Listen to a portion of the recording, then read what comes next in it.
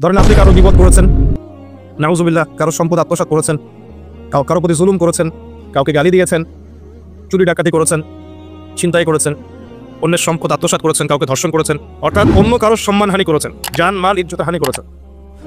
এই বিষয়টার ক্ষমা আল্লাহর কাছে পাওয়া যাবে না। এই ক্ষমাটা ওই বান্দার কাছে নিতে হবে যে ভাই আমি আপনার গীবত করেছিলাম, আমাকে মাফ করে দেন। ভাই আমি আপনার সম্পদ চুরি করেছি, এই নেন, ফেরত নেন। ভাই আমি তোমার জমি আত্মসাৎ করেছি, এটা তোমার, তুমি নিয়ে নাও। ভাই আমি তোমার কাছে টাকা ধার নিয়েছিলাম, দেইনি, এই যে দিয়ে দিলাম, শোধ। প্রতিটা বিষয় যেটা মানুষের সাথে জড়িত, হাত পুলের ইবাদত, এটা আল্লাহর কাছে ক্ষমা হবে না, এটা তার কাছেই ক্ষমা নিতে হবে, এবং এটা খুব কঠিন বিষয়।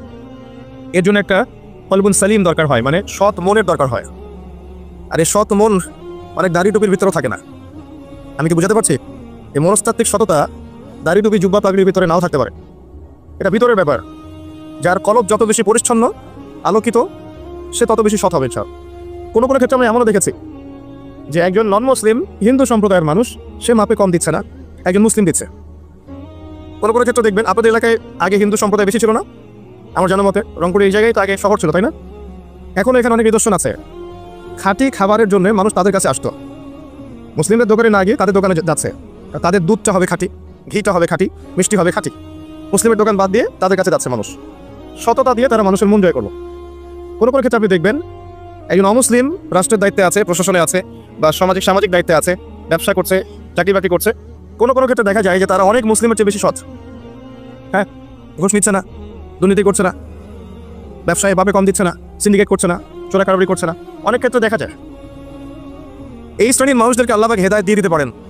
যাদের মনের মধ্যে আল্লাহ পাক সততা দেখবেন, আল্লাহ পাক তাকে হেদায়েত দিবেন ইনশাআল্লাহ, এটাই নিয়ম। আর যার হৃদয়ের মধ্যে সততা নাই, বাহ্যিকভাবে যদি মনেও হয় যে সে জান্নাতের পথে হাঁটছে, এমন হতে পারে দিন শেষেও জাহান্নামে যাবে, নাউজুবিল্লাহ। যে প্রসঙ্গে এখানে আসলাম, মানুষের সাথে জড়িত হকটা মানুষের সাথেই ডিল করতে হবে। এটা কাবা ঘরের গেলাফ ধরে কানলেও ক্ষমা হবে না, কারণ আল্লাহ পাক তো রহমানুর রহিম নন শুধু, আল্লাহ পাক ন্যায় বিচারকও বটে। কথা কি বুঝতে পারছেন? আল্লাহ পাক শুধু রহমানুর রহিম নন যে সব মাফ করে দিব, একই সাথে শরীদুল ইকাব, কঠোর শাস্তিদাতাও বটে। এবার আল্লাহ পাকের ন্যায় বিচার, ইনসাফ তো সবচেয়ে উপরে। আল্লাহ পাক ইনসাফ করবেন, ইনসাফ করবেন। রহমানুর রহিম কোন অর্থে? আল্লাহ পাক চান যে তার বান্দারা জান্নাতে যাক, এবং তার জন্য আল্লাহ পাক নবী রাসূল পাঠিয়েছেন, আসমানি কিতাব পাঠান, মানুষকে খাওয়ান, পড়ান, হেদায়েত দেন, ভালো মন্দ বোঝান, বিবেক দেন, সবকিছু দেন। রহমানুর রহিম ছাড়া কোনো সত্তা এমন করতে পারে? এরপরেও যখন মানুষ জাহান্নামের পথে হাঁটবে, তখন আল্লাহ পাক কি আমরা দোষ দিতে পারবো? পারবো না। কিয়ামতের দিনের দরকার ছিল। আগে আমরা ভাবতাম যে কিয়ামতের দিনের কি দরকার ছিল, ছোটবেলায় ভাবতাম আর কি, যে এত সমস্যা, মানুষ হয়ে জন্ম নিয়েই তো বিপদে পড়ে গেলাম, কিয়ামতের দিনে তো অবস্থা খারাপ, কি জন্য আল্লাহ এত কঠিন শাস্তি দিবেন, জাহান্নাম সৃষ্টি করেছেন ইত্যাদি। সত্যিকার অর্থে কিয়ামতের দিন না থাকলে কোনো জালেমের বিচার হতো না, যাদের বিচার দুনিয়া হয়নি। কথা কি বুঝতে পারছেন? যে জালেমদের বিচার দুনিয়াতে হয় নাই, তারা পার পেয়ে যেত। কিয়ামতের মাঠ আছে বলেই তারা পার পাবে না। আর যে মাজলুমরা দুনিয়াতে কেঁদেছে, দুনিয়াতে কষ্ট সহ্য করেছে, সাফার করেছে, তাদের জন্য সুসংবাদ কিয়ামতের মাঠ, তারা সেখানে প্রতিদান পাবে ইনশাআল্লাহ। এই জন্যই কিয়ামতের মাঠের দরকার ছিল, না হলে সব জালেম কি হতো? পার পেয়ে যেত, যারা দুনিয়াতে বিচার পায়নি। তো এর জন্য সৎ মনের দরকার। যদি মানুষের সাথে জড়িত বিষয় থাকে, তাকে ফেরত দিতে হবে। যদি আপনি জনগণের সম্পদ আত্মসাৎ করে থাকেন, সবার সামনে দাঁড়িয়ে বলতে হবে যে তোমাদের এই সম্পদ ছিল, আমি আত্মসাৎ করেছি, আমার সম্পদ থেকে এগুলো নিয়ে নাও, তারপরে জান্নাতের প্রশ্ন আসবে, তার আগে নয়। এত সহজ নয়। তাহলে কিয়ামতের মাঠে উঠে দেখবেন কিছু কিছু মানুষের ঘাড়ের মধ্যে দেখবেন রিলিফের মাল আছে। হ্যাঁ, কিয়ামতের মাঠে উঠে দেখবেন কিছু মানুষের ঘাড়ে রিলিফের মাল আছে, টিন আছে, গম আছে, চাল আছে, ত্রাণ আছে। নবী সাল্লাল্লাহু আলাইহি ওয়াসাল্লাম বলেছেন, যে যেটা আত্মসাৎ করবে সেটা নিয়ে কিয়ামতের মাঠে উঠবে। কেউ যদি একটা গরু আত্মসাৎ করে থাকে, গরু তার ঘাড়ে থাকবে। হ্যাঁ, গরু নিয়ে হাঁটবে সে। কেউ যদি ছাগল আত্মসাৎ করে থাকে, ছাগল থাকবে ঘাড়ে। কেউ যদি কারো জমি আত্মসাৎ করে থাকে, জমি, ওই এক তবক হলে 7 তবক চাপিয়ে দেওয়া হবে। তবক মানে তো বোঝেন, তবাক আন তবাক, কোরআন পড়ে দেখেন। এর জন্য দুনিয়াতে হকটা মেটাতে হবে, এটা খুব ডিফিকাল্ট। ওমর রাদিয়াল্লাহু আনহু একবার একজন বেদুইনের বুকের মধ্যে লাঠি দিয়ে আঘাত করেছিলেন। আঘাত করাটা তার জন্য জায়েজই ছিল ওই সময়, কারণ সে বিরক্ত করছিল বারবার। ওমর রাদিয়াল্লাহু আনহু রাষ্ট্রীয় বড় দায়িত্ব পালনে ব্যস্ত ছিলেন। এই সময় একজন বেদুইন এসে তার জামা ধরে টান দিচ্ছে, দিয়ে বলছে যে আমার কথা শোনেন, আমার কথা শোনেন। তিনি ব্যক্তিত্ব সম্পন্ন মানুষ ছিলেন, লাঠি দিয়ে একটু গুতা দিয়েছেন, দেখছো না আমি ব্যস্ত আছি। একটু পরেই তার চিন্তা হলো, আমি কি জুলুম করে ফেললাম? একজন সাহাবীকে পাঠালেন তাকে ডেকে নিয়ে আস। সে সাহাবী তাকে ডেকে নিয়ে আসলেন। এবার সেই ব্যক্তিকে দাঁড় করিয়ে ওমর রাদিয়াল্লাহু আনহু বলছেন, আমিরুল মুমিনিন, অর্ধ জাহানের খলিফা, অর্ধেক বিশ্বের খলিফা, ছোট্ট একটা কান্ট্রি না, পুরো অর্ধেক বিশ্বের খলিফা। তিনি বলছেন, এই লাঠি নাও। হাদা সদরি ইন আরাত, এই যে আমার বুক, তুমি যদি চাও আমার বুকে ওইভাবেই গুতা দিয়ে প্রতিশোধ নিয়ে নাও। আমি কি বুঝাতে পারছি কথা কিছুটা? এই ব্যক্তি হতভম্ব হয়ে গেল যে সত্যি কি উনি আমাকে এই কথাটা বলছেন? তিনি আমিরুল মুমিনিন হয়ে এই কথা বলছেন যে আমার বুকের মধ্যে লাঠি দিয়ে আঘাত করে তুমি প্রতিশোধ নিয়ে নাও? উমর রাদিয়াল্লাহু আনহু বলছেন, হ্যাঁ এটা করো, কিয়ামতের মাঠে আমাকে আল্লাহর রাস্তায় জবাবদিহি করাও না। তখন সেই ব্যক্তি বলছে, আমিরুল মুমিনিন, আমার এটার কোনো প্রয়োজন নেই, আমি আপনাকে মাফ করে দিলাম। ওমর ইবনে খাত্তাব তিনি বলছেন যে আল্লাহ তোমাকে মাফ করে দিন। সুবহানাল্লাহ। এই ছিল ইনসাফ। যদি মানুষের সাথে জড়িত কোনো হক থেকে থাকে তাহলে এই দুনিয়াতেই পরিশোধ করতে হবে। কারো টাকা নিয়ে থাকলে টাকা ফেরত দিয়ে দিবেন। কারো যদি জমি সম্পত্তি কোনোভাবে ঝগড়াঝাড়ি হয়ে থাকে, জমি নিয়ে নিয়েছেন কোনোভাবে, ফেরত দিয়ে দিবেন। যদি বোনের সম্পত্তি পাওয়ার অধিকার তাকে দিয়ে দিবেন। যার যার হক তাকে তাকে দিয়ে দিবেন। পরকালের জন্য নিউট্রাল হয়ে যান। পরকালে মানুষের সাথে জড়িত কোনো হক নিয়ে ওঠেন না, খুব ডিফিকাল্ট। কি হবে তাহলে? পরিণতিটা এটা হবে, নবী সাল্লাল্লাহু আলাইহি ওয়াসাল্লাম বলেছেন, কিয়ামতের মাঠে কিছু মানুষ উঠবে যারা নামাজ, রোজা, হজ, যাকাত, সাদাকা এরকম অনেক নেকি নিয়ে উঠবে। নেকি নিয়ে ওঠার পরে দেখবে সামনে যে অনেক মানুষ দাঁড়িয়ে আছে, অনাদার, কারো বিপদ করেছে, কাউকে ধর্ষণ করেছে, কারো সম্পদ আত্মসাৎ করেছে, কাউকে গালি দিয়েছে, কাউকে জুলুম করেছে ইত্যাদি। এই মানুষগুলো দাঁড়িয়ে থাকবে। ওই সময় তো আর বেচা কেনার সুযোগ নাই, পরিশুদ্ধ হওয়ার সুযোগ নাই। আল্লাহ পাক তখন বলবেন যে এই ব্যক্তিদের নেকি তাদের আমল নামায় দিয়ে দাও, পাওনাদারদের আমল নামায় এই নেকি দিয়ে দাও। ও নামাজ, রোজা, হজ, যাকাতের নেকি থেকে তাদের ঋণ শোধ করা হবে। এবং শোধ করতে করতে যদি নেকি শেষ হয়ে যায় তখন ওই ব্যক্তিদের গুনাহ থেকে গুনাহ এই ব্যক্তির আমল নামায় যুক্ত করা হবে। পরিশেষে এই ব্যক্তি যাবে জাহান্নামে, ওরা চলে যাবে জান্নাতে। বলেন নাউজুবিল্লাহ। দুনিয়াতে আল্লাহর সাথে জড়িত বিষয় থাকতে পারে, পরকালে যেন মানুষের সাথে জড়িত কোনো হক রাখেন না। এটাই প্রথম নসিহত। আল্লাহ রাব্বুল আলামিন এটাই বলেছেন যে নিশ্চয়ই আল্লাহ শিরক ছাড়া সমস্ত গুনাহ মাফ করতে পারেন। তার মানে আমরা বুঝতে পারছি যে বেশিরভাগ মানুষ জাহান্নামে যাবে, তাদের আমল নামায় শিরকের পাপ থাকবে। কিসের পাপ থাকবে? শিরকের পাপ থাকবে। কারণ আল্লাহ পাক বলেছেন শিরক ছাড়া যে কোনো গুনাহ তিনি ক্ষমা করতে পারেন। এবং মেরাজের রাতে যখন নবী সাল্লাল্লাহু আলাইহি ওয়াসাল্লাম আল্লাহর সাথে সাক্ষাৎ করেছেন, আল্লাহ পাক 3টা প্রতিশ্রুতি দিয়েছেন, 3টা হাদিয়া, উপহার। একটা হচ্ছে 50 ওয়াক্ত নামাজ, যেটাকে আমরা এখন 5 ওয়াক্ত পড়ি। 5 ওয়াক্ত পড়লে আপনি 50 ওয়াক্তের নেকি পাবেন ইনশাআল্লাহ। আর এই উম্মতের যে কোনো নেকির কাজ 10 দিয়ে গুণ করা হবে। একটা ভালো কাজ করলে আপনি 10 গুণ নেকি পাবেন, আল্লাহ পাক এটা বলে দিয়েছেন। কিন্তু গুনাহ একটা করলে একটাই পাবেন, একটা গুনাহ করেছেন একটাই থাকবে, এটাকে 10 দিয়ে গুণ করা হবে না। এটা প্রথম হাদিয়া। দ্বিতীয় হাদিয়া হচ্ছে সূরা বাকারার শেষের 3টা আয়াত। সূরা বাকারার শেষের 3টা আয়াত, লিল্লাহি মা ফিস সামাওয়াতি, এখান থেকে ফানসুরনা আলাল কওমিল কাফিরিন পর্যন্ত, এটা একটা হাদিয়া। এবং নবী সাল্লাল্লাহু আলাইহি ওয়াসাল্লাম বলেছেন, রাতের বেলা কেউ যদি এই 3টা আয়াত পড়ে ঘুমায়, ঘুমানোর আগে 3টা আয়াত পড়ে নিয়ে ঘুমায়, বা মাগরিবের নামাজের পর থেকে পড়া শুরু করে, আর মাগরিবের পর থেকে রাত শুরু হয়। পশ্চিমা বিশ্বের মতো 12টার পর থেকে রাত শুরু হয় না ইসলামে, সূর্য ডুবলেই রাত শুরু হয়। তো নবী সাল্লাল্লাহু আলাইহি ওয়াসাল্লাম বলেছেন তার আমল নামায় সারা রাত ইবাদতের নেকি দেওয়া হবে ইনশাআল্লাহ। আরেকটা হাদিয়া হচ্ছে এটা, আল্লাহ পাক ঘোষণা দিয়েছেন এই উম্মতের কোনো ব্যক্তি যদি শিরক না করে মারা যায়, এই উম্মতের কোনো ব্যক্তি যদি শিরক না করে মারা যায়, মানুষের সাথে জড়িত কোনো পাপ না থাকে, ইনশাআল্লাহ আল্লাহ পাক তাকে মাফ করে দিবেন। আর এই সূরা নিসার আয়াতটাও এটাই প্রমাণ করছে। আল্লাহ পাক বলছেন ইন্নাল্লাহা লা ইয়াগফিরু আন ইউশরাকা বিহি, আল্লাহ পাক শিরকের গুনাহ মাফ করেন না, ওয়া ইয়াগফিরু মা দুনা যালিকা লিমান ইয়াশা, এবং এছাড়া যে কোনো পাপ আল্লাহ পাক যাকে ইচ্ছা মাফ করতে পারেন। আল্লাহ পাক পরম করুণাময়, অসীম দয়ালু। এক ব্যক্তি 100টা খুন করেছিল, 99টা খুন করার পরে, এটা বনু ইসরাইলের ঘটনা, এটা গল্প নয়, কেচ্ছা কাহিনী নয়, সত্য ঘটনা। সে তওবার সুযোগ খুঁজছে, তওবা করা যাবে কিনা।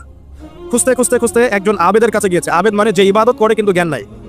2 রকম মানুষ থাকে মুসলিমদের মধ্যে, একজন এক শ্রেণী আলেম যারা জানে এবং জানা অনুযায়ী আমল করে, আর এক শ্রেণী হচ্ছে খুব একটা জানে না কিন্তু দেখা দেখে আমল করে, এদেরকে বলা হয় আবেদ। এই ব্যক্তি ছিল আবেদদের একজন। তার কাছে গিয়ে বলছে আমার কি তওবা হবে, আমি 99টা খুন করেছি, সিরিয়াল কিলার। তো সেই ব্যক্তি বলেছে না, তোমার কিসের ক্ষমা, তুমি এতগুলো খুন করেছো, তোমার ক্ষমা হতে পারে? তো আগে এই ব্যক্তিকেও সে খুন করেছে, করে 100টা পূর্ণ করেছে। এরপরে আরেকজনের সন্ধান পেয়েছে যে একজন আলেম, তার কাছে গিয়ে তওবার সুযোগ খুঁজছে। সে বলল হ্যাঁ তোমার তওবা হবে ইনশাআল্লাহ, তুমি খালেসভাবে তওবা করো, করে এই এলাকা থেকে চলে যাও। কারণ তওবার পরে একটা নতুন জীবন শুরু করবে, এই পরিবেশে থাকলে তুমি অতীতের হিস্ট্রিগুলো তোমার মনে পড়বে, তুমি চলে যাও দূরে কোথাও, সেখানে গিয়ে থাকা শুরু করো। তো তওবা করে ওইদিকে চলে যাচ্ছিল, রাস্তায় মৃত্যু হয়। এবার 2 শ্রেণীর ফেরেশতা চলে আসে, জান্নাতের এবং জাহান্নাম। কে তার রাতটা নিবে? আমরা মৃত্যুর সময় টের পেয়ে যাবো যে কে জান্নাত থেকে জাহান্নামী, ফেরেশতাদের আকৃতি দেখেই, ঠিক আছে? আর একজন মানুষের মৃত্যু থেকেই তার কিয়ামত শুরু হয়ে যায়। কিয়ামত কবে হবে এর চেয়ে বড় কথা যে মৃত্যুর জন্য আমরা প্রস্তুত কিনা। তো এখন জাহান্নামের ফেরেশতারা রূহ নিতে চাচ্ছে ওই ব্যক্তির, আবার জান্নাতি ফেরেশতারাও চাচ্ছে, দুজনের মাঝখানে একটা ডিবেট চলছে। আল্লাহ রাব্বুল আলামিন তখন কৌশল করে বললেন তোমরা রাস্তাটা মেপে দেখো, সে যতদূর এসেছিল এই রাস্তার পরিমাপ বেশি, না যেখানে যাচ্ছিল এর পরিমাপ বেশি। দেখা গেল সে যতদূর গিয়েছিল এর পরিমাপ বেশি, আল্লাহ পাক জমিনকে প্রশস্ত করে দিলেন। এভাবে কৌশল করে আল্লাহ পাক এই ব্যক্তিকে মাফ করে দিলেন। এখানে আপনাকে খুনের অ্যাক্সেস দেওয়া হচ্ছে না, এই হাদিসটা বলে আপনাকে খুন করতে উৎসাহিত করা হচ্ছে না, আপনাকে বোঝানো হচ্ছে আল্লাহ পাকের মার্সি, দয়া কত প্রশস্ত। আর 2জন ব্যক্তি এটা বলে সামনে যাচ্ছে, আর 2জন ব্যক্তি, এটা আমাদের মুসলিমদের জন্য শিক্ষা আছে। আমরা মুসলিমরা মনে করি যে আমরা সুপিরিয়র হয়ে গেছি, মাশাআল্লাহ জুমার নামাজে আসি, রমজানের রোজা রাখি, মাঝে মাঝে একটু যাকাত দেই, সুযোগ পেলে একটা হজ উমরা করে আসি, তাই না? মাঝে মাঝে মসজিদে এসে নামাজ পড়ি, আমরা মনে হয় জান্নাতের সার্টিফিকেট পেয়ে গেছি, আমরা মনে করি আর কি। 2 ব্যক্তি, একজন অনেক আল্লাহওয়ালা মানুষ, আর একজন হচ্ছে যে আল্লাহর দিনের খুব একটা পরোয়া করে না। তো এই বন্ধু সেই বন্ধুকে দাওয়াত দেয় দিনের পথে আসো, দিনের পথে আসো আসো। এই ব্যক্তি শোনে না। তো একদিন এই ব্যক্তি বলে ফেললো, যে ব্যক্তি একটু পায়াস টাইপের রিলিজিয়াস মুসলিম, সে বলে ফেললো যে আল্লাহ তোকে কখনো মাফ করবে না। কথাটা শোনেন, আল্লাহ তোকে মাফ করবে না, তোকে এত ডাকি দাওয়াত দিয়ে তুই কথা শুনিস না। মৃত্যুর পরে আল্লাহ পাক এই দুজনকে জীবিত করলেন। জীবিত করে বললেন, কে তোমাকে ইখতিয়ার দিয়েছে যে আমি কাউকে ক্ষমা করবো কি করবো না এই বিষয়ে সিদ্ধান্ত দেওয়ার? আজকে আমি ওকে মাফ করে দিলাম আর তোমাকে জাহান্নামে দিলাম। যাও। যার মনের মধ্যে যারা পরিমাণ অহংকার থাকবে সে ব্যক্তি জান্নাতে যেতে পারবে না। আর অহংকার এবং রিয়াটা এত সূক্ষ্ম যে অন্ধকার রাতে কালো পাথরের উপরে যদি কালো পিঁপড়া হাঁটে, এটা যেমন সূক্ষ্ম, রিয়া এবং অহংকার এতটাই সূক্ষ্ম। এবং যখন আপনারা ইসলামিক ব্যক্তিত্বদেরকে নিয়ে আইওয়াস এবং শোডাউনে লিপ্ত হন, তখন অহংকার তাদের মনের মধ্যে চলে আসতে পারে। এই বিষয়গুলো থেকে সম্পূর্ণ দূরে থাকা উচিত। আল্লাহ পাক আপনাদেরকে বোঝার তৌফিক দান করুন। শিরকের পাপ থেকে বেঁচে থাকুন, মানুষের সাথে জড়িত পাপ থেকে বেঁচে থাকুন। আল্লাহ পাক পরম করুণাময়, অসীম দয়ালু। আল্লাহ পাক সমস্ত গুনাহ মাফ করতে পারেন। এর মানে এই নয় যে গুনার এক্সেস দেওয়া হচ্ছে, লাইসেন্স দেওয়া হচ্ছে, এমনটা নয়। আল্লাহ পাকের দয়া বোঝানো হচ্ছে। আল্লাহ আপনাকে ভালোবাসেন এবং আল্লাহই আপনাকে প্রকৃত অর্থে ভালোবাসেন, বাকিরা আপনাকে স্বার্থের জন্য ভালোবাসেন। মনে রাখবেন, প্রকৃত অর্থে শুধু আল্লাহই তার বান্দাদেরকে ভালোবাসেন। বাকিরা মানুষের অবস্থানকে ভালোবাসে, মানুষের ব্যক্তি সত্তাকে নয়, আপনার আত্মাকে নয়, আপনার অবস্থানকে। এটা আপনি হারে হারে উপলব্ধি করবেন যত দিন যাবে। বাকি বিষয়গুলো স্বার্থকেন্দ্রিক। আল্লাহ রাব্বুল আলামিনের ভালোবাসা স্বার্থকেন্দ্রিক নয়, নিঃস্বার্থ। আল্লাহর জন্য ভালোবাসুন। মাকে ভালোবাসেন আল্লাহর জন্য, বাবাকে ভালোবাসেন আল্লাহর জন্য, আপনি সন্তান সন্ততিকে ভালোবাসেন আল্লাহর জন্য, স্ত্রীকে ভালোবাসেন আল্লাহর জন্য। তাদের জন্য করেন আল্লাহকে সন্তুষ্ট করার জন্য, তাদের কাছে কিছু পাওয়ার আশায় না। যখন আপনি কারো কাছে কিছু পাওয়ার আশা করবেন, তখন তার কাছ থেকে কষ্ট পাবেন। যখন কারো কাছে কিছু পাওয়ার জন্য আপনি আশা করবেন, তখন তার কাছে কষ্ট পাবেন। এর বাইরে একটা ভালোবাসা থাকে, ডিভাইন, আল্লাহর পক্ষ থেকে আসে। সেই দুই ব্যক্তি যারা আরশের ছায়া ছায়া পাবে, ওই 7 শ্রেণীর মধ্যে এক শ্রেণী হচ্ছে ওই দুই ব্যক্তি যারা একে অপরকে শুধু আল্লাহর জন্য ভালোবাসতো। এই ভালোবাসা, মুআমালাত, আপনার উঠা বসা, চলাফেরা, ইবাদত, প্রতিটা কাজ হোক শুধু আল্লাহর সন্তুষ্টির জন্য। এটাই হচ্ছে তাওহীদের চূড়ান্ত লেভেল। তখন গিয়ে আপনি আল্লাহর মারিফত বুঝতে পারবেন, আল্লাহকে আপনি আপন করে পাবেন। যখন ডাকবেন দেখবেন আল্লাহ আপনার কাছে আছে। এমন সময় দেখবেন মনে মনে কিছু চিন্তা করেছেন যে আমার এটা দরকার, দেখবেন বাসায় গিয়ে হাজির আপনার সামনে। নবী সাল্লাল্লাহু আলাইহি ওয়াসাল্লাম এটাই বলেছেন, জুতার ফিতার প্রয়োজন হলেও আল্লাহর কাছে চেয়ে নাও। তোমার যদি জুতার ফিতার প্রয়োজন হয় আল্লাহর কাছে চেয়ে নাও, কারোর কাছে চেও না। আব্দুর রহমান বিন আউফ রাদিয়াল্লাহু আনহু মদিনায় গিয়েছেন হিজরত করে। অন্য একজন সাহাবী বলছেন, আমার 2টা বাড়ি আছে, একটা নিয়ে নেন, 2টা জমি আছে, একটা নিয়ে নেন। আব্দুর রহমান বিন আউফ তিনি বলছেন, আরিনি আইনাস সুক, আমাকে দেখিয়ে দাও যে বাজার কোথায়। অল্প কিছু খেজুর কিনলেন, আল্লাহর প্রতি তাওয়াক্কুল করে গায়রতের পরিচয় দিলেন, ব্যক্তিত্বের পরিচয় দিলেন, দিয়ে তিনি চলে গেলেন বাজারে। বাজারে গিয়ে ব্যবসা শুরু করলেন। মাত্র 7 বছরের ব্যবধানে তিনি মদিনার শ্রেষ্ঠ ধনীদের একজন হয়েছেন। আল্লাহর হয়ে যাক, শুধু আল্লাহকে আপন করে নেন, দেখবেন সবকিছু আপনার অনুকূলে ইনশাআল্লাহ। ইন্না সলাতি ওয়া নুসুকি ওয়া মাহইয়ায়া ওয়া মামাতি লিল্লাহি রাব্বিল আলামিন, এই কনসেপ্টে আসেন। ইব্রাহিম আলাইহিস সালাম বলেছেন, আমার সালাত, আমার যত কুরবানি, আমার জীবন, আমার হায়াত, মৃত্যু সবকিছু আল্লাহর জন্য। তখন দেখবেন দুনিয়াতে যদি আল্লাহর পথে চলতে আপনি বাধা পান, বিপত্তি পান, কষ্ট পান, দুঃখ কষ্ট আসে, বালা মুসিবত আসে, আপনার মুখে হাসি থাকবে। আপনি বুঝবেন এগুলো আল্লাহর জন্য, আল্লাহ এগুলোর প্রতিদান দিবেন ইনশাআল্লাহ। এবার আসেন আরেকটা পয়েন্ট এসে আমি আলোচনা শেষ করতে চাই। আমাদের সামনে একটা মৌসুম অপেক্ষা করছে আল্লাহর ক্ষমা পাওয়ার। 3 শ্রেণীর মানুষের জন্য নবী সাল্লাল্লাহু আলাইহি ওয়াসাল্লাম অভিশাপ দিয়েছেন। অভিশাপ, এক শ্রেণী তারা যারা বৃদ্ধ পিতামাতাকে পেয়েছে, তাদের সেবা যত্ন করে জান্নাত লাভ করতে পারে নাই। যে দৃশ্যটা দিন দিন বাড়ছে, পিতামাতাদের খেদমত করাটাকে এখন আমরা ফরজ বলে মনে করি না, বরং আমরা স্ত্রী সন্তানের খেদমতটাকে ফরজ বলে মনে করি। কারণ দিন যাচ্ছে দেখবেন বৃদ্ধাশ্রমের সংখ্যা বাড়ছে। বৃদ্ধাশ্রমের কোনো জায়গা নেই ইসলামে, বরং মায়ের পায়ের নিচে সন্তানের বেহেশতের কথা বলা হয়েছে। পিতার সন্তুষ্টিতেই সন্তানের জান্নাত জাহান্নাম নির্ধারণ হবে, এমনটা বলা হয়েছে। এই শ্রেণী মানুষের জন্য অভিশাপ, ধ্বংস। নবী সাল্লাল্লাহু আলাইহি ওয়াসাল্লাম ধ্বংসের দোয়া করেছেন। আরেক শ্রেণী তারা যাদের সামনে নবী সাল্লাল্লাহু আলাইহি ওয়াসাল্লামের নাম উচ্চারিত হয়, তারা দরুদ শরীফ পড়ে না। সাল্লাল্লাহু আলাইহি ওয়াসাল্লাম এটা পড়ে না। জুমার দিনে যে কাজগুলো বেশি বেশি করবেন তার মধ্যে একটা হচ্ছে দরুদ পড়বেন, বেশি থেকে বেশি। আল্লাহ পাকের এক শ্রেণীর ফেরেশতা আছেন যারা দরুদ কালেক্ট করেন এবং নবী সাল্লাল্লাহু আলাইহি ওয়াসাল্লামের রওজা এবং কবরে পৌঁছে দেন। নবী সাল্লাল্লাহু আলাইহি ওয়াসাল্লাম উত্তর দেন। এটা কিভাবে দেন এটা ব্যাখ্যা আমরা করতে পারবো না, কারণ সবকিছু যুক্তি, দর্শন, বিজ্ঞান দিয়ে প্রমাণ করা যাবে না। পশ্চিমারা যা শিখাচ্ছে যে যুক্তি, বিজ্ঞান, দর্শন, পরীক্ষা নিরীক্ষা, পর্যবেক্ষণের মাধ্যমে যা লাভ করা যায় তাই জ্ঞান, এর সাথে ইসলাম সম্পূর্ণভাবে একমত না। ইসলামের অনেক কিছু আছে যেগুলোর ব্যাখ্যা আপনি যুক্তি, বিজ্ঞান, দর্শন দিয়ে পাবেন না। বিজ্ঞানকে জিজ্ঞাসা করেন, excuse me mister science, can you give me the definition of রুহ? Can you give us the definition of রুহ বা সোল? সায়েন্স, আপনি কি আমাকে আত্মার সংজ্ঞা দিতে পারবেন? সায়েন্সের দৌড় শেষ, পারবে না। জিজ্ঞাসা করেন ঘুমের ডেফিনেশন দিতে, একটা মেডিকেল ব্যাখ্যা দিতে পারবে, স্বপ্ন এবং ঘুমের ব্যাখ্যা দিতে পারবে না। জিজ্ঞাসা করেন যে কবর আযাবের ডেফিনেশন দিতে পারবে না। জিনদের সংজ্ঞা দেন, জিনকে প্রমাণ করেন পরীক্ষা নিরীক্ষা পর্যবেক্ষণে, পারবেন না। আল্লাহ পাক বলেছেন, ওয়া মা খালাকতুল জিন্না ওয়াল ইনসা ইল্লা লিয়াবুদুন। কনফ্লিক্ট আছে এখানে।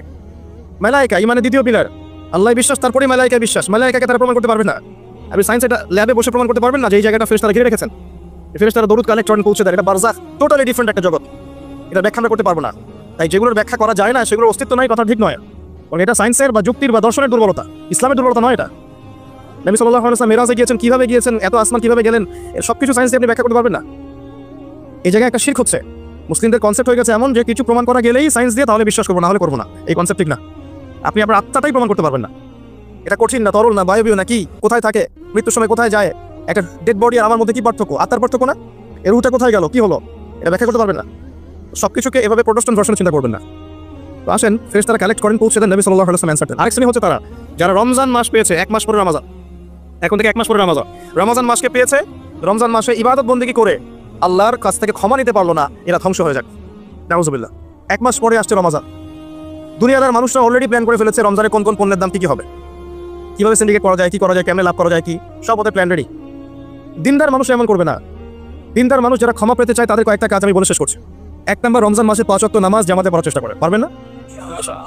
হঠাৎ করে কিন্তু একটা জায়গায় শুরু করা যায় না, রমজান থেকেই শুরু করবো এমনটা করা যাবে না, কিন্তু আগে থেকেই স্টার্ট করতে হবে, তাহলে রমজানে কি আপনি ফোর্স সৃষ্টি করতে পারবেন।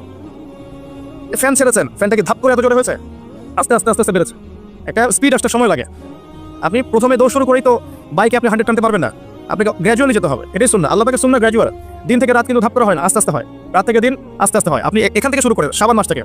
শাবান মাসে মাঝে মাঝে কিছু রোজা রাখেন, কয়েকটা সোম শাবান মাসে রাখেন। নবী সাল্লাল্লাহু আলাইহি ওয়াসাল্লাম শাবানে বেশি বেশি রোজা রাখতেন, আল্লাহ পাক আমাদেরকে তৌফিক দান করুন যাতে রমজানে গিয়ে আমাদের কষ্টটা কম হয়। 5 ওয়াক্ত নামাজ জামাতে পড়ার চেষ্টা করেন। সেহরিতে এমনভাবে খাবেন না যে মনে হয় এটা আপনার জীবনের শেষ খাওয়া, এভাবে খাবেন না। সেহরিতে কম খান, যত বেশি খাবেন তত বেশি আপনি অলস হয়ে যাবেন। মুসলিমদের উচিত নয় খুব বেশি ভরপেট খাওয়া, এবং এই সুন্নাতটা এখন কিতাবের মধ্যে আছে, আমাদের বডি এবং আমলের মধ্যে সুন্নাতটা খুব একটা নাই। যত বড় আশিকের রাসূল দেখবেন তত বড় ভরি, এটাই বাস্তবতা। আমরা ভোগবিলাসী হয়ে গেছে আর কি। এটা আখিরুজ জামানের সাইন। নবী সাল্লাল্লাহু আলাইহি ওয়াসাল্লাম বলেছেন, সে জামানে এক শ্রেণী মানুষ আসবে যাদের উঁচু ভরি থাকবে, ঠেস দিয়ে বসে থাকবে এবং আরাম প্রিয় হবে। হাদিসের পাতায় পাতায় এগুলো আছে, কি বলা নাই হাদিসে। ঈসা ইবনে মারইয়াম যখন আসবেন সিরিয়ার দামেস্কের সাদা মসজিদের মিনারের উপরে, তখন তার মাথা দিয়ে টপ টপ করে পানির ফোঁটা পড়বে, এটাও হাদিসে বলা আছে। মাসিহুদ দাজ্জালকে তিনি কোথায় মারবেন, কোথায় হত্যা করবেন, সেটাও হাদিসে আসছে, প্যালেস্টাইনের বাবেলুদ নামক জায়গায়। কি নাই ইসলামে, সবকিছু আছে। মানতে পারি না সেটা ডিফারেন্ট বিষয়, কিন্তু স্বীকার করতে হবে যে আছে, ইনশাআল্লাহ জান্নাত যাওয়া যাবে। মানতে পারি না, আমল করতে পারি না, প্রতিবন্ধকতা আছে, সেটা আল্লাহ পাক এক্সকিউজ নেবেন হয়তোবা, আগে স্বীকার করতে হবে, আকীদা চেক করতে হবে যে হ্যাঁ এখানে সলিউশন আছে। আল্লাহ পাক এতটুকু করার তৌফিক অন্তত আমাদেরকে দান করুন। ইফতারেও কম খাবেন, ইফতারে সারাদিন রোজা রেখে বেশি খাবেন না। খেতে হলেই পেটের 1 ভাগ খান, 1 ভাগ ফাঁকা রাখেন, আপনি ইবাদত করে স্বাচ্ছন্দ্য বোধ করবেন। ইফতারে বেশি খেলে তারাবি নামাজ পড়তে পারবেন না, এবং তারাবি জামাতে পড়ার চেষ্টা করবেন। তারাবি সালাতে সুন্দর করে লম্বা করে পড়ার চেষ্টা করবেন, সময় লাগুক 1 ঘন্টা 2 ঘন্টা। সবচেয়ে উন্নত মানের হাফেজকে রাখবেন, যার তেলাওয়াত শুনে নামাজে মনোযোগ বাড়ে, সুমধুর তেলাওয়াত করবে, পুরো কোরআন খতম করবে। আমরা মনোযোগের সাথে তারাবি পড়বো ইনশাআল্লাহ। তারাবি সালাতের মাঝখানে দোয়া করবেন, সেজদায় বেশি বেশি দোয়া করবেন, রমজান মাসে দোয়া কবুল হয়। রোজা রাখা অবস্থায় বেশি বেশি দোয়া করবেন, নিজের জন্য, পরিবারের জন্য, আত্মীয়স্বজনের জন্য, দেশের জন্য, উম্মার জন্য, সবার জন্য দোয়া করবেন। দোয়ার মধ্যে সাম্প্রদায়িক হবেন না, স্বার্থপর হবে না, সবার জন্য দোয়া করতে শেখেন। আল্লাহ পাক আপনার দোয়া বেশি বেশি কবুল করবেন ইনশাআল্লাহ। রমজান মাসে যাকাতগুলো দিয়ে দিবেন। যাকাত হচ্ছে ইসলামিক ইকোনমিক্সের বেস, যাকাতটাই বেস। শুধুমাত্র একটা কাজ যদি করতে পারতাম আমরা, এটা যাদের ক্ষমতা আছে তারা যদি কখনো মূল্যায়ন করে হয়তোবা উপকার হবে। এই দায়িত্ব আমাদের না, আমাদের দায়িত্ব শুধু প্রচার করা। শুধু যদি যাকাতটা কালেক্ট করা যেত একটা সিস্টেমেটিক ওয়েতে, বাংলাদেশে এমনও মানুষ আছে যারা একজনের যাকাতের টাকা দিয়ে 100টা পরিবার চলবে, এবং এটা প্রতি বছর আসবে, 1 বছর না, প্রতি বছর নিসাব পরিমাণ সম্পদ হলেই যাকাত আসবে। এবারে হিউজ ক্যাপিটাল আমাদের তৈরি হতো, এটা দিয়ে আপনি বড় বড় মেগা প্রজেক্ট করতে পারতেন। দুর্ভাগ্যজনক, এটাতে আমরাই যাকাত দিতে চাই না। অনেক মুসলিম আছে নামাজ পড়ে যাকাত দেয় না, অনেক মুসলিম আছে নামাজ পড়ে সুদ খায়, নামাজ পড়ে ঘুষ খাচ্ছে, নামাজ পড়ে দুর্নীতি করছে। নামাজি ব্যক্তি কবরের সেজদার দাগ আছে। আমি আবার দেখেছি আমার সাথে আল্লাহর রাস্তায় সময় দিচ্ছে তাবলীগে, বোনের সম্পত্তি দেয়নি, বোনের হক দেয়নি, বোনকে বুঝিয়েছে যে তুমি না নিলে তো এটা নেকির কাজ, তুমি ছেড়ে দিলে এটাই নেকির কাজ, সব হবে তোমার। আমরাও কম না ভাই, তাই আগে নিজে ভালো হই, মানুষের ভালো নিয়ে পরচিন্তা করি। আলাইকুম আনফুসাকুম, নিজের নফসের খবর নেই। মানুষকে সংশোধন করা অনেক কঠিন বিষয়, নিজের সংশোধন না হলে মানুষকে সংশোধন করা যায় না, এটাই আমাদের সমস্যা। আমরা আগে নিজের চিন্তা না করে মানুষের চিন্তা করি। আল্লাহ পাক আমাদেরকে বোঝা তৌফিক দান করুন, বক্তা শ্রোতা সবাইকে আমল করার তৌফিক দান করুন। রমজান মাসে আরো কিছু কাজ করে বেশি বেশি ইফতার করাবেন, বেশি থেকে বেশি মানুষকে ইফতার করাবেন, পারা যাবে ইনশাআল্লাহ। একজন রোজাদারকে ইফতার করালে ওই ব্যক্তি রোজার নেকি আপনি পাচ্ছেন, এবং আপনার নেকি থেকে কাটা হবে না, বরং আপনাকে এক্সট্রা বোনাস দেওয়া হবে। প্রত্যেকদিন মসজিদে আসর থেকে মাগরিব পর্যন্ত হাদিসের হাদিসের ব্যবস্থা করেন। এই যে আপনাদের এখানে মুনতাখা হাদিস বই আছে না, মুনতাখা হাদিস, ফয়জুল কালাম, তারপরে এই যে রিয়াদুস সালেহিন, এই বইগুলো আছে বেশকাত, এখান থেকে দাস দিবেন। আসর থেকে মাগরিব পর্যন্ত এগুলো চলবে। মাগরিবে মানুষ আসবে, এখানে সবাই মিলে ইফতার করবে, করা যাবে না? ইফতার করাবেন, পরিবেশ বজায় থাকবে। ইফতার যারা বাসায় করবেন, আমার অনুরোধ হচ্ছে পরিবার বর্গকে সাথে নিয়ে ইফতার করেন, যাতে ছোট ছোট বাচ্চারা দেখে যে আমরা এইভাবে ইসলামিক সংস্কৃতি দেখে বড় হয়েছে। এখন এক একটা পরিবার এক একটা জগৎ, একটা ছাদের নিচে 10টা জগৎ, 10 জনের হাতে 10টা ফোন, এক একজন এক একটা ঘরে, ফোনের মধ্যে এক একটা ওয়ার্ল্ড, এক একটা জগৎ, কারোর সাথে কারো কথা নাই, আত্মকেন্দ্রিকতা। আর পাশে কে ফ্ল্যাটে গিয়ে আছে তো দেখার সময় নেই। তো পরিবারের সদস্যদেরকে নিয়ে ইফতার করেন। আরেকটা নসিহত করবো, রমজানের যে বাজার, এই বাজারটা আগেই করে রাখেন। রমজান মাসে বেশি বেশি বাজারে যাবেন না, সময় নষ্ট করবেন না, বেশি বেশি কোরআন তেলাওয়াত করবেন। রমজান মাসে কোরআন তেলাওয়াত কে জন্য করবেন? কোরআন এই মাসে নাজিল হয়েছে, অন্তত একটা বার খতম দেওয়ার চেষ্টা করুন, পারা যাবে? আলিফ লাম মিম থেকে একদম মিনাল জিন্নাতি ওয়ান নাস পর্যন্ত প্রত্যেকদিন এক পারা করে পড়েন, 30 দিন 30 পারা হয়ে যাবে, পারা যাবে না? যারা হাফেজে কোরআন আছেন এই মাসে কোরআনটাকে হিফজ করবেন, আরো ভালো করে চর্চা করবেন। যারা আরো বড় স্কলার আছেন কোরআনকে গবেষণা করবেন, কোরআনের দর্শ দিবেন, মানুষকে কোরআনের কথা বলবেন। এটা একমাত্র কিতাব যার মধ্যে প্রতিটা বিষয় সলিউশন আছে। এবং এটা মানুষের ভিতর ঢুকে গেলে আপনাকে তখন তরবারির জোরে ইসলাম আর কায়েম করতে হবে না। ইসলাম এভাবে কায়েম হয়েও নাই, মানুষের মন পরিবর্তনের মধ্য দিয়ে ইসলাম কায়েম হয়েছে। তো কোরআন মানুষের ভিতরে ঢুকিয়ে দেন, অটোমেটিক দেখবেন আল্লাহর পথে চলে আসবে ইনশাআল্লাহ। এটাই মূল কাজ, জ্ঞানতাত্ত্বিক কাজটাই মূল, মানুষকে জ্ঞানী করাটাই মূল কাজ। আমরা বেসিক কাজ করতে চাই না, বড় বড় স্বপ্ন দেখি। বেসিক কাজ দেখবেন 5 ওয়াক্ত নামাজ পড়তে চাই না, যাকাত দিতে চাই না, কোরআন তেলাওয়াত করতে জানি না, বাসায় পর্দা নাই, হালাল রিজিক নাই, কিন্তু বড় বড় কথা বলি। ব্যক্তি জীবন ঠিক করা উচিত আগে, বড় বড় কথা অনেক পড়ে, এগুলো সময় না এখন। প্রাইমারি লেভেলের কাজ ঠিক তাই, ভিত্তি ঠিক তাই। আপনি বাড়ি বানাবেন কিভাবে? রমজান মাসে কোরআন তেলাওয়াত করেন, বেশি বেশি আল্লাহ জিকির করেন। হিসনুল মুসলিম একটা বই আছে, হিসনুল মুসলিম, বইটা মুখস্থ করে ফেলেন। বইয়ের মধ্যে প্রচুর জিকির দেওয়া আছে, দোয়া দেওয়া আছে, এগুলো পড়েন। রমজান মাসে আল্লাহ আপনার দোয়া কবুল করবেন ইনশাআল্লাহ। তারাবি নামাজ পড়েন, 100 ইফতার করেন, বাজারগুলো আগে করে ফেলেন, বাজারে বেশি সময় দিবেন না।